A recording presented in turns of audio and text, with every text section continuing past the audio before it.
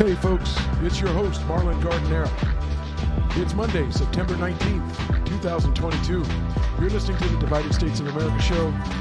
Today, if you watch television, if you listen to the radio, if you heard any news at all, if you heard about Queen Elizabeth's funeral, but we are going to take a sharp stab at one of the most divisive issues in America. The question came up for me on Friday, so we're talking about it today. Is partisanship the new prejudice? And America's Christian majority is shrinking. You'll hear that and much more today on the Divided States of America show. Welcome to the Divided States of America show, where your host, Marlon Gardenera, takes on the most divisive issues in our divided nation. We'll sort through the best and the worst of politics and culture, asking questions and looking for answers that our two-party circus has failed to provide.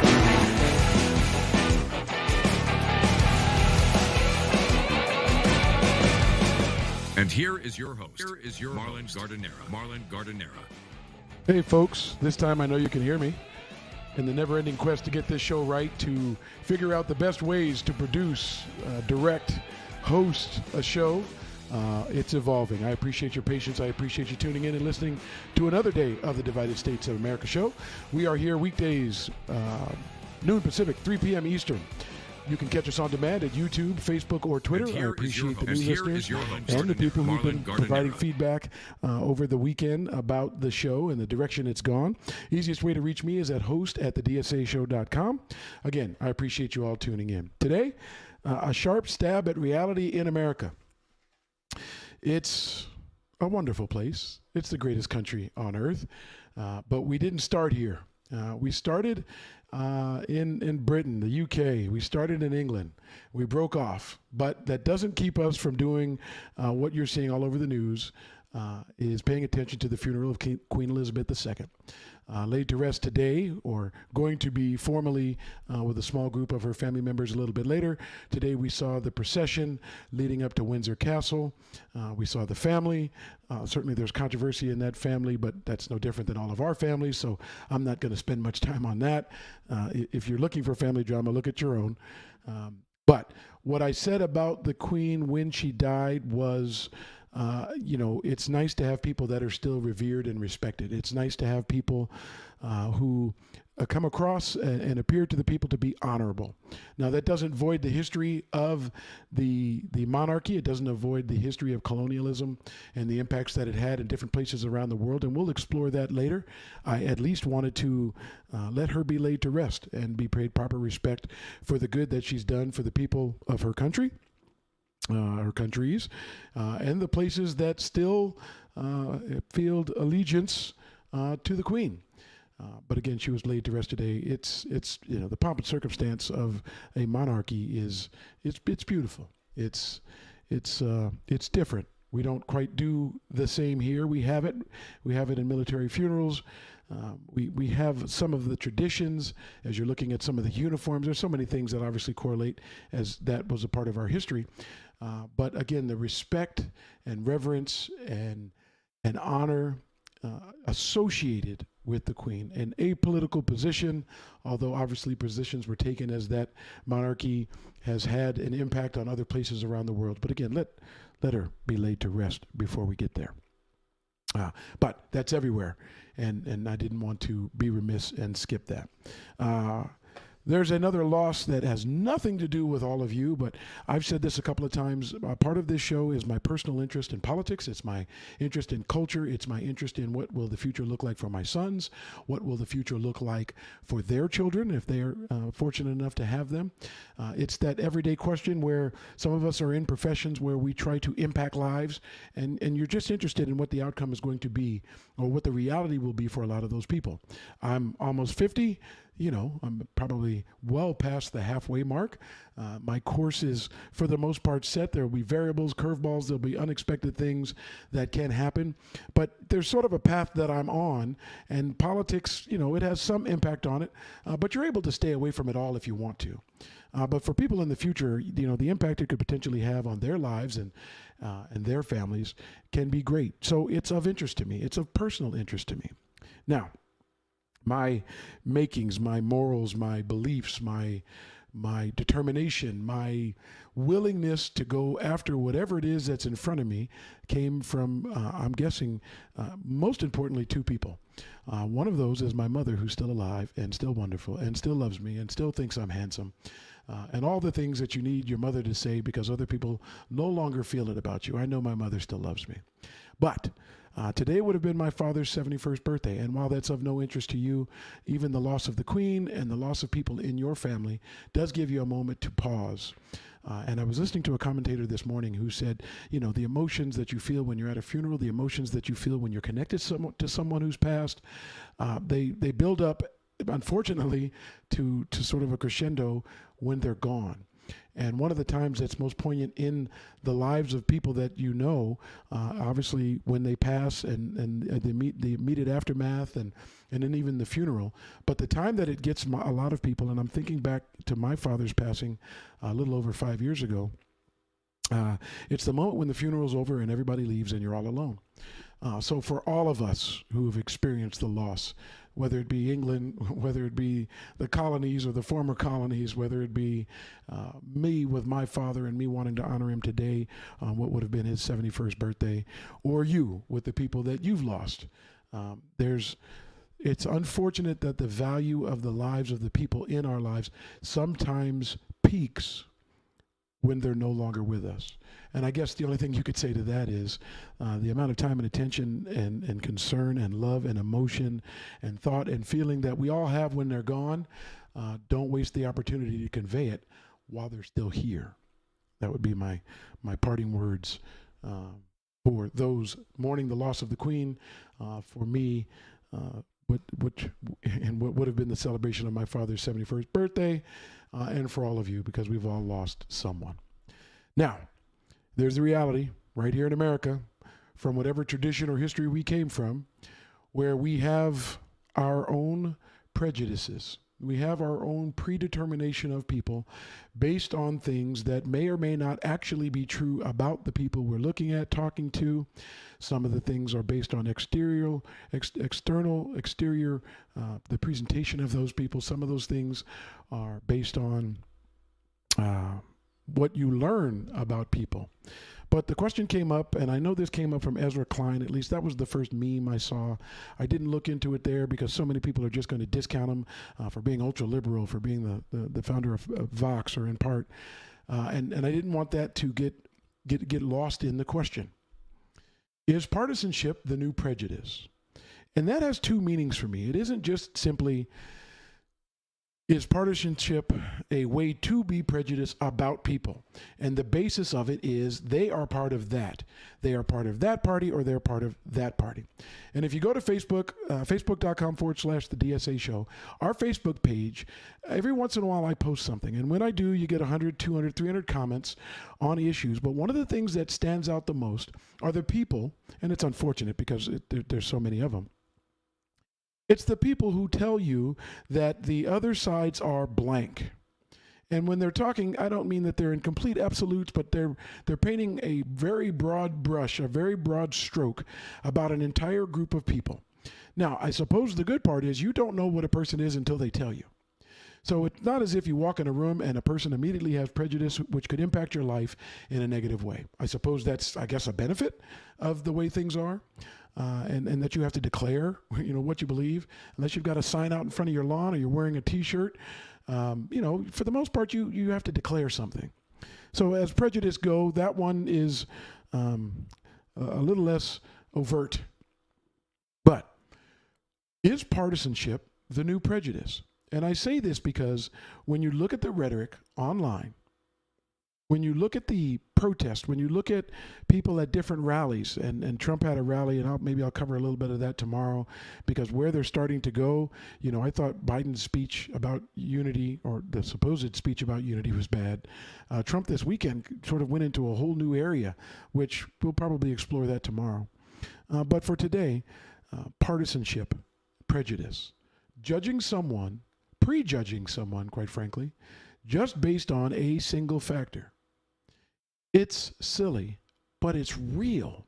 Now, the first thing I did was dig in and see if there's any research about partisanship and prejudice. And obviously, there's all sorts of opinions, there's all sorts of things that are happening.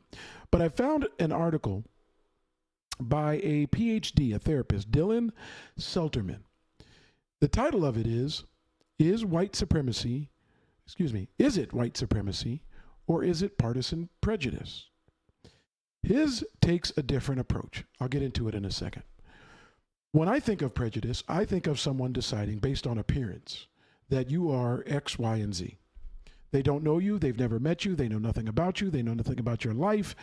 They know nothing about the impact that you could potentially have. They know nothing about what you may have even done for them. They have determined based on the initial glance that you are a list of things that aren't important to them, a list of things that don't align with their values or their beliefs or just their liking. And obviously, we know what the impact of prejudice has been in our country. We know the disadvantages people have had. We know the long-term impact of those disadvantages, and we fight it and we ignore it. And there are people who say we've made so much progress that we should stop talking about it. There's all sorts of different views, but the reality is it still exists. It exists for even the people who feel like most prejudice is directed towards them. Those people, too, can be prejudiced towards others. There's no one who's immune from predetermining how they feel about something, or as we say, judging a book by its cover. But partisan prejudice, you have to open the first page of the book and you have to read or see, oh, this person's a conservative. Oh, this person's a liberal. Oh, this person is a part of this third party, which automatically brings connotations of a whole list of things. But at least you have to open the book. But now that we open the book, you have to ask the question, is partisanship taking on the place of some of the prejudices we've dealt with throughout our history? And I say that because it's not as easy or even cool or even possible to be openly racist as it once was in our country. It's not as easy or possible as it once was to be sexist in our country. Don't get me wrong, anybody can do it at any notice. I mean, no one has been stopped just because, there's some law or some rule. That's not what I mean. By that I mean there might actually be a consequence now of being racist. There could be a consequence of being sexist. There is a potential for you to lose a job, lose friendships, lose credibility by being homophobic or being Islamophobic. There's a list of phobias and ists that are out there that today, as we evolve as a society, are finally frowned upon to the point where doing it, being it, thinking it, saying it could come actually at a consequence. So, a couple of the theories out there are that partisanship is taking on that new role where you could be adamantly for your party and its beliefs, and in part because the other party may have the same people, the same value systems, the beliefs that you were prejudiced about to begin with. So it could work sort of as a cover. I identify as this, they are that, I hate them. Now, you notice I'm trying to stay away from the individual descriptors as I talk about partisan politics. Do I think that our two parties have any alignment whatsoever to do with race, minorities, women? Yes, I do. Do I think there's a lot of crossover in that? Do I think that there's a lot of examples where it's very clear that not everyone in either party, and this goes for almost every characteristic of people who have an interest in the political parties, but as it particularly relates to partisan prejudice, no one just by virtue of being in a party meets all of the check boxes of that party. But people have very strong ideas. I am throwing out the idea, and I am questioning the idea that for some people, where it's not cool, it's not easy, there are potential consequences, there are potential conflicts.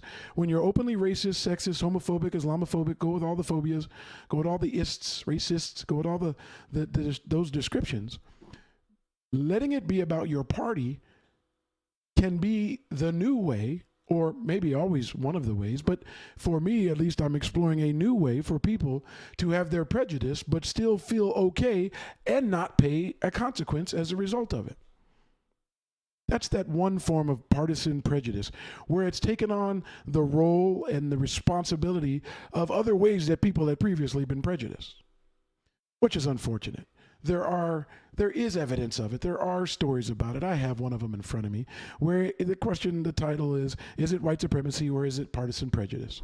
I believe there's a connection in some cases with party and race with party and values with party, and a list of things that we would have otherwise or in the past just called prejudice. Not sure of your feelings about that, but I've seen, again, in our own Facebook group, facebook.com/the DSA show, the number of people who just throw out generalities about Democrats, the number of people who just throw out, generalities about conservatives, or people who support MAGA, or people, quite frankly, who support Trump. They're so broad and they come with so much emotion and so much fervor that you start to believe that the person prejudging has literally given a full identity to the person they're talking about. It's sad. It is absurd. It is, I don't know any other way to describe it. It's prejudice, where you've decided that they, whoever they is, are bad based on values you've assigned to them, whether you know them individually or not, whether those values are something that they've displayed, whether it's something that's truthful, it doesn't matter anymore. We've taken on partisanship and now use it as a part of our prejudice. We carry out how we think, talk, relate to people, some people do this, based on partisanship alone. It is a form of the new prejudice. When you take it a little deeper, you have to deal with a clear reality. In this article, Dylan Selterman, a PhD, again, is it white supremacy or is it partisan prejudice? Dylan writes, many liberal commentators have asserted that the key reason why legions of Americans have supported former President Donald Trump and right-wing policies on issues like policing or immigration is because they're motivated by various forms of prejudice, including racism, xenophobia, Islamophobia, white nationalism. It's an intuitive idea given Trump's overt displays of personal bigotry, and certainly this sentiment holds true for some of his supporters, notably those organized in the violent protests in Charlottesville in 2017. Goes on to say there's good reason to be skeptical towards the idea that the average Trump voting Republican is a white supremacist or nefarious prejudices are their primary motivator. And I'll say that again. There are lots of reasons to not automatically assume that because you're a conservative or because you're from Trump or because anything that you automatically are X. That would make my partisan, sort of descriptions of people, my partisan take prejudice too. It is clear that is not the case for everyone involved. But there's more. Voting trends and data show there's an increasing number of Black, Indigenous, and people of color supporting Trump in 2020 than 2016. Many conservative voters were drawn to him for non-racist reasons. Let's just be clear. We're not saying that being a Trump supporter, conservative, or liking MAGA makes you prejudiced towards anybody. I do think partisanship has taken on an identity and is a form of prejudice where we can't do it in other ways, as I've described already. But the idea has recently been explored in a published study by Richard Hanania. The study aimed to test competing variables that would play a role in a person's attitude towards migrants. Hanania suggests that the white conservatives may have anti-immigrant sentiment that is motivated by hostile racism, accentuated by our former president's pledge to build a wall on the Mexican border and to shut down immigration from other nations as well. But alternatively, conservatives may feel anti-immigrant sentiment because they view migrants as politically liberal and are more concerned upon the arrival of those migrants who will then support the Democratic Party. Hanania notes that alongside prejudice towards racial and ethnic outgroups, hyper-partisan political anger is a powerful social force that should be incorporated into this context. I'll read that again. Hyper-partisan political anger is a powerful social force that should be incorporated into this context. In addition, conservatives have also shown a strong preference for welcoming migrants who are highly skilled and thus have greater potential to positively contribute to the economy and culture. So there are some contradictions, but there are some real strong thoughts from a couple of psychologists about where we are. The two main reasons that they list: number one, has the potential for hostile racism. It has the us versus them. It has the we are a white nation, we will not be replaced. We've talked about the great replacement theory of white people who do not want the minorities to take take the majority. They don't want enough of them to begin to influence culture, enough of them to change their way of life and change it to, as they believe, a different way of life, as opposed to Americans of different ethnic and racial backgrounds being Americans and carrying out their history like many Americans from different places have always done. They don't want minorities in a position to do that, or minorities in a position to power. We've talked about that. Now we're talking about hyper-partisan politics and people being so angry that people with different beliefs could potentially go into power and change the way things are done. Now, you can't get away from the fact that in many cases, one party is primarily white and the other has lots of white people, but it has a bulk of all minority groups. I'm talking conservatives being primarily white, although, as this states, there are many, many, many minorities who have showed their support for Trump, many minorities who are conservatives, many minorities who support MAGA, many minorities who are all across the spectrum. But by and large, most minorities are still, if you're trying to line up with the two political parties we have, Democrats. So that very strong, hyper-partisan social force, they called it, is real. And it is in this context of partisan prejudice. If you think the other party is made up of primary minorities, or if you think the other party is trying to help minorities, it could be your outlet for that disdain. Really, it could literally be the outlet for that disdain. And that's what we're seeing.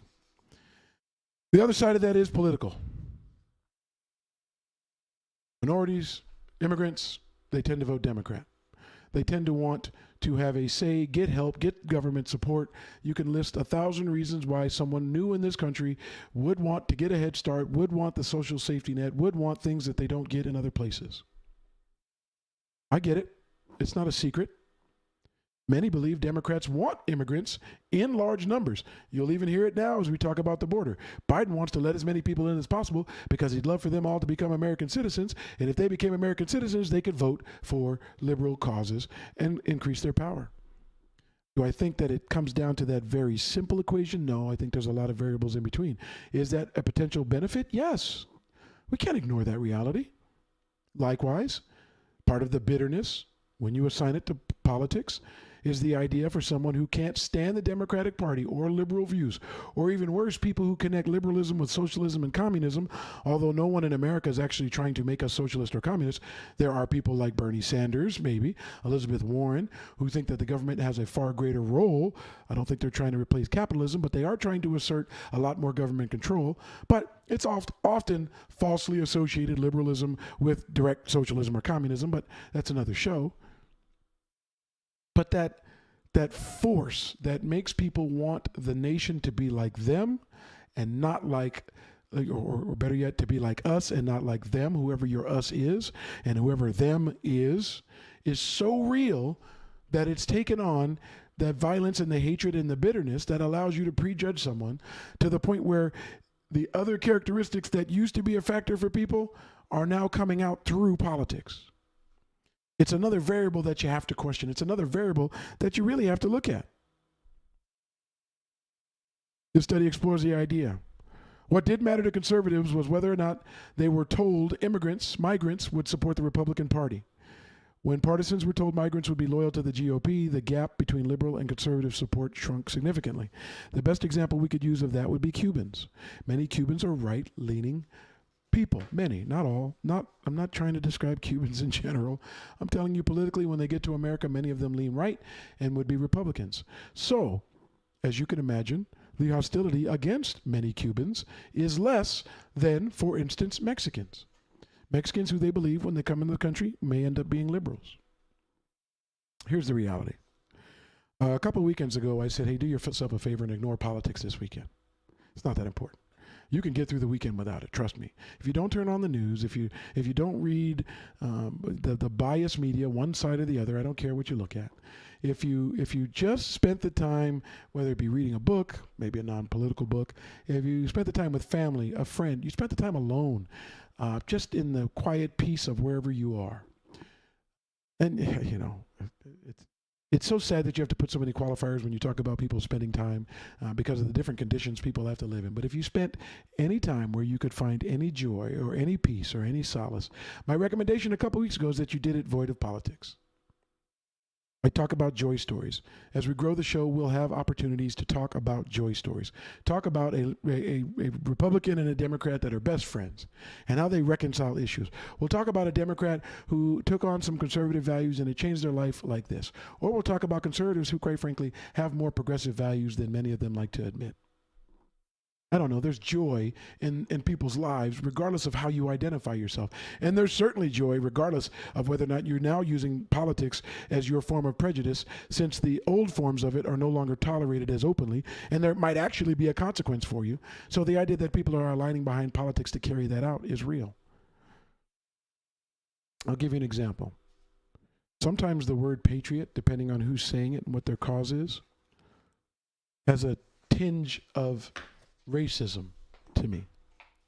Now, a true patriot, following the word patriot, what it traditionally meant in America, or at least what it traditionally meant to me, is someone with a love for their country, its values as a whole, not their personal values, our military, our government, someone who loves and supports America. More recently, some of that love and support seemed to be more about an individual, and that individual's, at least spoken beliefs. I don't know if that I believe everything Donald Trump says or how he truly feels. Sometimes I think he says it for his base. And patriotism is a great example where it has started to take on the connotation of racism in some cases. I joke with a client of mine in business. He always sends, when he sends me a message, he sends me a thumbs up of the American flag. And we have a relationship where I'm pretty sure he's much further right than I would be. I'm sure he perceives me as much farther left than I actually am. But I joke with him when he sends me the thumbs up with the American flag. That's racist. And I know people hate when people claim everything is racist. I'm not one of those people because, quite frankly, I don't care if you're racist. You can be as racist as you want. Ignorance has no bounds, and if that's your form of ignorance, knock yourself out. If you feel superior to someone just based on their skin color, the amount of melanin they have in their skin, knock yourself out. Don't let that cross a line and impose on other people, because America is responding to that, and there are consequences to it now. In the privacy of your home, with your buddies, your group, your friends, your organization, if that's what their primary value is, okay, so be it. You're not going to hear me telling you, you can't be racist. I won't even say you shouldn't be. Common sense says you shouldn't be, but your common may be different than my common. And if you were educated around people, brought up, raised around people that are racist, knock yourself out. I only have an issue when you try to impose that on others, when you try to impact the lives of others in a negative way based on that perception. I'm glad we have evolved to the point we have, and that there are now consequences to racism that didn't exist before. But the idea that partisanship is becoming the new prejudice, I think there's going to be more pushback as it relates to prejudice. I think more people will be called out for not stepping up, standing up, when racism or xenophobia or homophobia, when all of those things rise and it becomes more obvious, the hatred towards groups, I think that's going to be called out more. I saw the guy with the Camp Auschwitz shirt. I heard he got sentenced to 75 days in jail for trespassing, and I don't remember the details of what he did. But there's a consequence in a lot of parts of our country. If you came in with a Camp Auschwitz shirt, you'd be fired. If you were in a position of power, if you were in a position of public authority, people would make sure that that was removed. Now, I don't think he got 75 days because of the shirt. You're free to express yourself however you want. When you take that belief system and you impose it on other people, okay, again, we get back to where the consequences start. I'm okay with that. Wear the shirt if you want to wear the shirt. But have no doubt, partisanship is a new form of prejudice. Some people are using their political party to advance the cause of different races and different groups. And some people are using their parties to have bitterness and hatred and try to eliminate those other groups. In the days to come, we will talk to a member of the trans community because I have a theory that I'm curious about. I don't want to say why do people care, because they have their basis of caring. But there are some people who are adamant about doing everything they can to eliminate the idea of trans in this world. And I feel about trans similar to I feel about a racist. And I don't mean to compare the two as if they're the same. They're not. I mean that only to say that if you want to be racist, be racist. If you want to be trans or innately in you, you are, be it. I'm not trying to end racists. I'm trying to end racism as it applies to other people. I would never try to stop transgender, non-binary, all of the different names and groups. People, be what you want to be. When that is imposed on others and you are either forcing others or limiting others from being who they are, okay, the rules apply across the board. We'll talk about that because I happen to be one who thinks prejudice and racism is far more damaging to America than someone being transgender. I'll say it again. I believe being prejudiced or racist is far more damaging and has destroyed so much of our culture and destroyed the economic output, the health output, the lives of so many people in America versus transgender, which hasn't had that impact. So I'll put it in perspective. But again, that's for a different show. For this one, remember this. Partisanship is a new form of prejudice.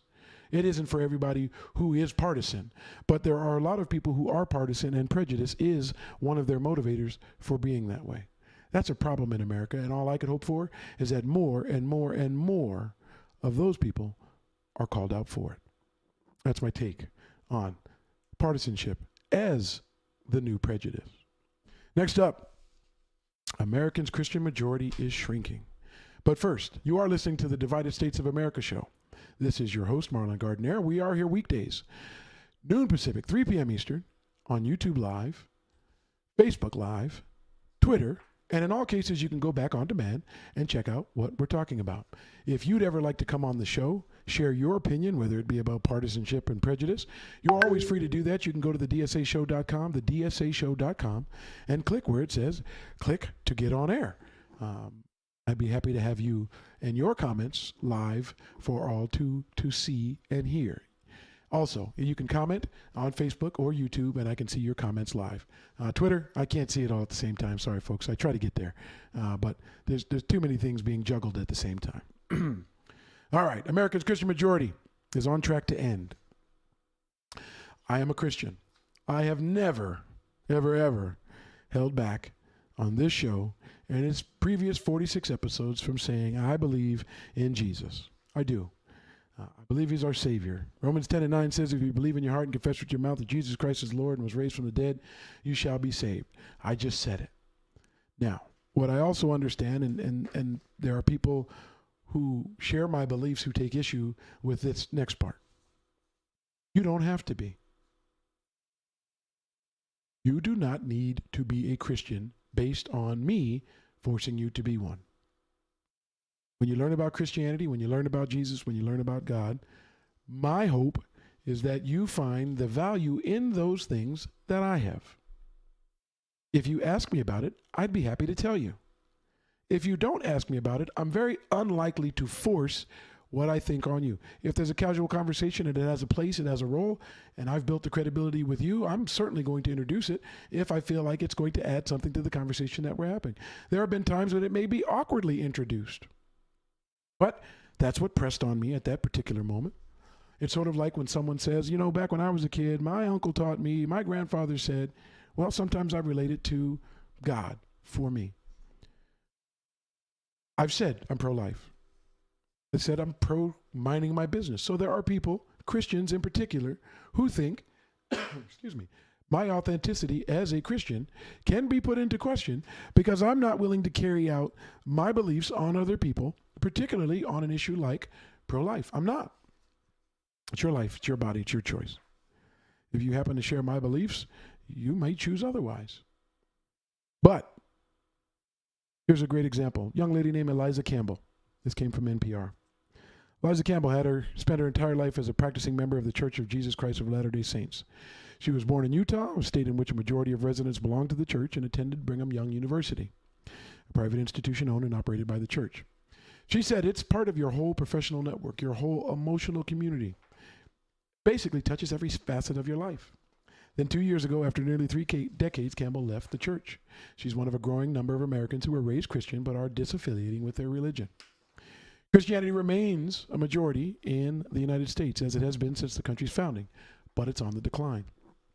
A new study from Pew Research Center shows that Americans' Christian majority has been shrinking for years, and if recent trends continue, Christians could make up less than half of the U.S. population within a few decades.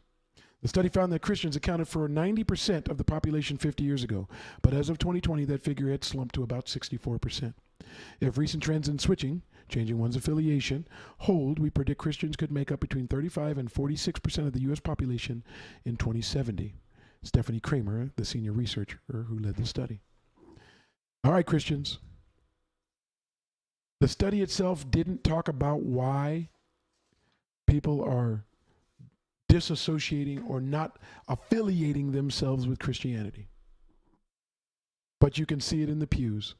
You can see it when you go to church. There are certainly churches who continue to fill up, and there are other churches who get smaller and smaller. There are lots of theories on why this is happening, but regardless, it's happening. Now, the only part of the question that I study, excuse me, how about that? The only part of the study that I question, got it backwards. I think there are people who are not affiliating themselves with Christianity, but they're still Christians, if that makes any sense. The identity, the association with some of the negative connotations that some of the religious groups have had to deal with as of late has gotten some people to maybe not change their belief or, in their eyes, their personal relationship with their creator or what their faith believes in.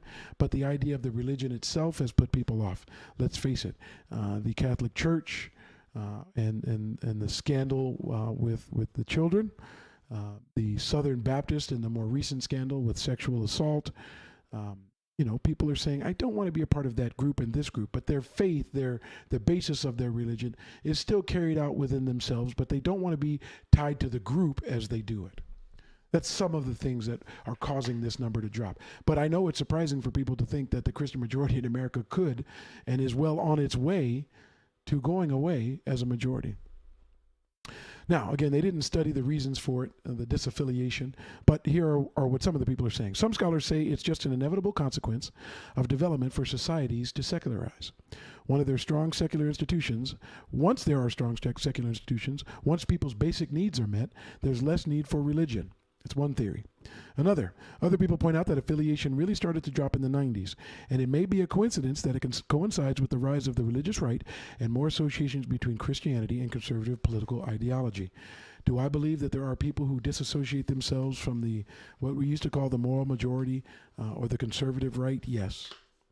Because I think, just based on the last topic, which we talked about, partisan prejudice, there are people who see part of the party and part of its values as racist and not in line with the idea that Jesus would do for all. He would do for the poor, and it just wouldn't be people looking out for themselves. So people are starting to get away from that. And the prominence of religion in politics, it's always been there, but it certainly has its role in place now, although it clearly had to disassociate from morals and values. Certainly to me, if it was going to be aligned with Trump, it is a question that I put out there in all of the political debates or questions that I have with people. How are you tied to the moral majority, the right, and then give passes to the things that he is alleged to have done that fall far out of line with the beliefs of Christianity? But I'll leave that for people to figure out on their own. Others have speculated the conflict between the teachings of their faith and people's own personal identity and values were at the core of their decision to leave Christianity. This person in particular said, for me, especially when I started to come out as queer, it became impossible for me to reconcile this church, and it's basically admitting that they wanted kids like me either dead or suicidal. I decided I had to choose myself and my well-being. So there are certainly religious groups that have very strong feeling about homosexuality. As we just talked about transgender briefly, there are religious groups that are pushing laws to change to make anything in that relation. And I think I just saw one now about even the use of pronouns. There is no government, there is no entity that could get me from trying to be polite to people based on how they want to be treated. Because the interesting thing is, I don't take on the assignment of roles and responsibilities to other people. I remember being in school and being taught the difference between Miss, Mrs., and Ms. I remember the teachers, Ms. Camus, Mrs. Smith, who were very clear to us what they wanted to be addressed as. When I coach sports, don't call me by my first name, at least the people that I coach. You don't even have to call me by my last name. I've shortened it for you and made it easy. Coach G, if that's what you prefer. But they call me Coach.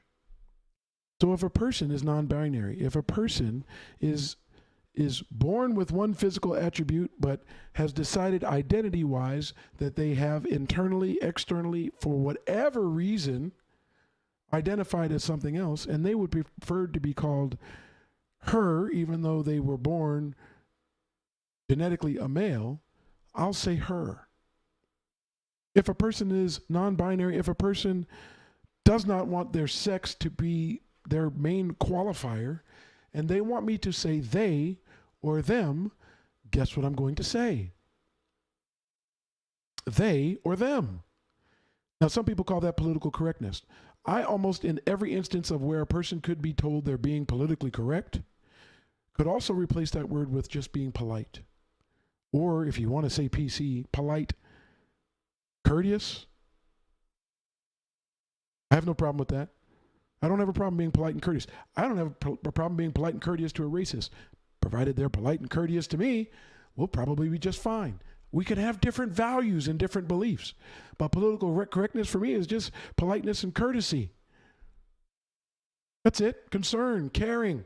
Use any C you want to put in there. But for people who are of different beliefs that want to be Christian and feel like they're in a church that doesn't welcome them, you can understand how they become religiously unaffiliated. Alongside Christian numbers in the U.S., the Pew study also found that a percentage of people who identify as religiously unaffiliated is rising and could one day become the majority. As we talk about church and state, as we talk about the potential conflicts, as we talk about states trying to impose laws that we feel are based primarily on religion, and I'll use abortion as one of those. Many people who identify as pro-life are doing it on, many, not all, are doing it based on their religion. Christianity being one of them, where the belief is that life begins at conception. I'm having a tough time with my words today. And if life begins at conception, abortion at any time is murder. That's a religious belief for the most part. You take that religion out of our law, and we're not discussing Roe versus Wade. So the same applies when you do apply it to the law, and for people who do think that a woman should have control over her medical decisions and her body, and a child, a victim of rape or incest, or even worse, both, they have control over their own body. And in particular, if they're not religiously affiliated, if they don't share the same beliefs as people who do, they don't want to be managed, legislated, or ruled by any particular religion. So, whereas, let's just say the religious right is more comfortable using their religion as a part of where they go and what they believe and how they want the laws of our society to appear even in our legislation, there may be some blowback. It may be part of the reason that people are becoming unaffiliated with Christianity. And I don't want to see that happen. And I am very critical of people who are very heavy-handed. Another friend, we were debating, and he was saying something about the men of the church taking a more forceful role, going against things that they didn't believe. And it sort of gave the inference that even violence, if necessary, and it's just the inference, if violence was necessary to stop some of the things that were going on, then use it. And I remember reaching out to the friend saying, man, are you kidding me? Is this serious? And he felt like the church and the Bible and the teachings were very clear that they had an obligation to carry out the will of God. And my attitude was, God will take care of himself. He doesn't need you. God doesn't need your particular church group and your particular interpretation of things, because believe it or not, we could go to different Christian groups and we're going to get entirely different interpretations of the exact same book, the exact same scripture. So I was trying to say, hey, listen, I don't know that the force, like the physical force that you're inferring should be used to stop some of the things you don't believe was really where we are or what we need to be doing. But the idea that the Christian majority is falling, if that is a result of that, people ought to reconsider. The goodness of God is something that, when explained, can attract on its own. Other people's dislike or distance from the things you believe, the things I believe, whatever your particular religion is, may be part of the reason people are getting away from you if you treat it as if it is mandatory or something that needs to be imposed on other people through you or the law. So there is that catch-22. There is that connection even with partisan prejudice. The world is intertwined in different people's beliefs and different people's groups. The time and point in which it becomes a conflict and an issue for everyone is when the imposition of one's belief on others is real and we can't stop it. Let's just think to any war. Let's just think to just about every conflict. People identify themselves in one group, us. They figure out who the group they don't like is, they. And every conflict and every issue we always have somehow tends to come back to that, particularly in politics.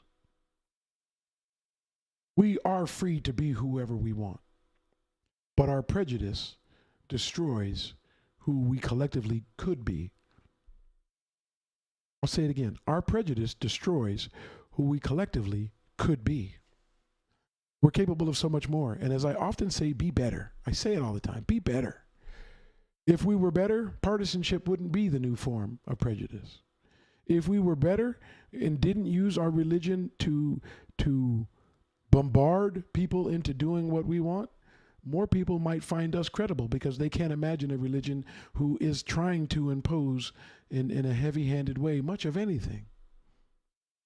It's as if we can't figure it out, although all of the information and evidence is out there. We just have to be better people. And better isn't just based on what you think. Better isn't just based on what you want. Because we live in a shared society where we have common goals, better should incorporate what other people think too. Not to the point where you can't have your beliefs, but when you cross the line and you impose what you believe on others, it makes the divide in our country so great that we aren't functional politically.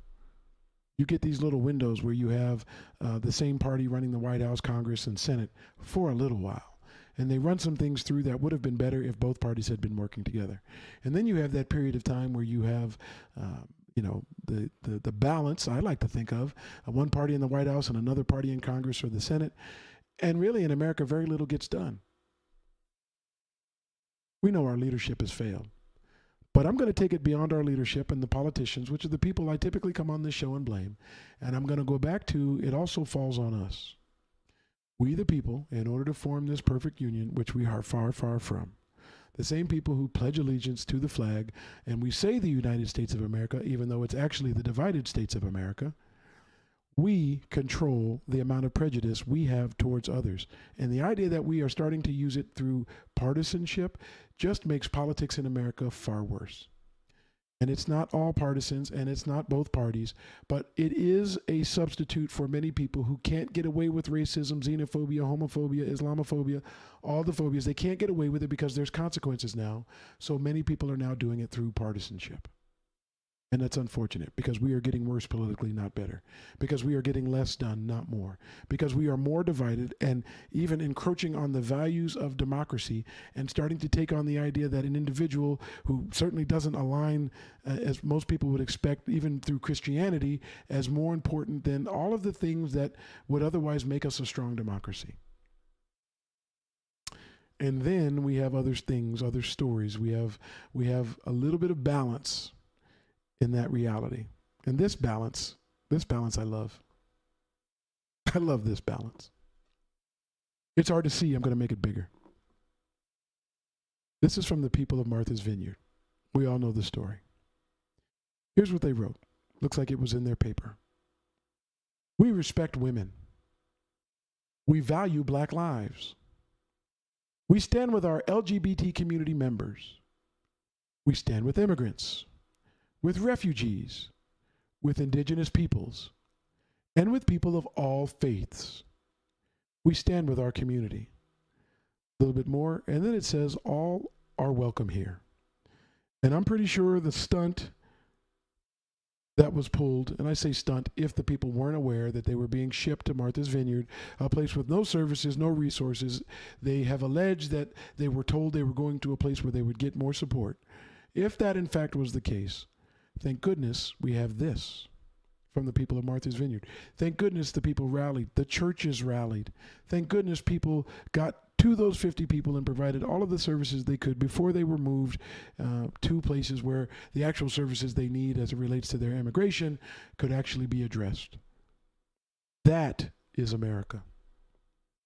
And you are using partisanship as a form of prejudice. Yes, you, whoever you are who's listening, who heard me read that and was mad. If you heard me say we respect women, we value black lives, we stand with our LGBT community members, we stand with immigrants, with refugees, with indigenous peoples, and with people of all faiths, we stand with our community. All Americans are welcome here. If that angers you, partisanship may be your prejudice. You aren't a better person because of prejudice. You don't solve more problems because you're prejudiced. You start off with a problem that limits your ability to do good, be better in America. You may do good for people who believe what you believe, but America is filled with people who don't believe what you believe, and you are working against it. If you're using partisanship as your new form of prejudice, it's as cowardly as the good old-fashioned forms of prejudice. It's as cowardly as the good old forms of racism and sexism. Don't use party to help you be hostile to others. Figure out how we could work together with others, because the others aren't going anywhere. And based on the work some people have done and using Christianity to do it, the numbers are just falling, potentially from the method you chose. So again, if you're a Christian and you're angry by what I read, I think today applies to you. This is the Divided States of America show. This is your host, Marlon Gardner. We're here weekdays, noon Pacific, 3 p.m. Eastern. YouTube, Facebook, and Twitter. You can catch us live, or you can catch replays. This is episode number 47. I want to thank the people who've taken the time to tune in. Please subscribe on YouTube. When you get to a certain number of subscribers, they start giving you a little help in putting the show out to more people. On Facebook, like and follow the program. On Twitter, follow us as well. We appreciate you tuning in. Make sure you share with friends and family. Let them know the show is here. We're going after people in the mainstream. We want to minimize the impact of the people on the far left and the far right, because most of us just get up, go to work, do our job, try to take care of our families and live a good life, and don't want politics to creep into our lives too much. And the worst example of that is when the far left and the far right do seep in, and they get things that they want without considering what's best for more Americans. So we have the ability, by talking about the divide, by bringing up the divisive issues in our divided nation, to start looking at solutions, not through government, not through politics, but through people, through like-minded people who want to see America be better. That starts with us. We don't have to give away our ability. We don't have to acquiesce to politicians. We don't even have to wait for elections to make change. It's something we can do on our own. We can do it by being here and talking about the issues that matter most. Again, Marlon Gardner. You're listening to the Divided States of America show. Thank you for tuning in. We'll be back tomorrow. Thanks for watching the Divided States. If you enjoyed this episode, please consider subscribing to the channel and share this video with your family and friends.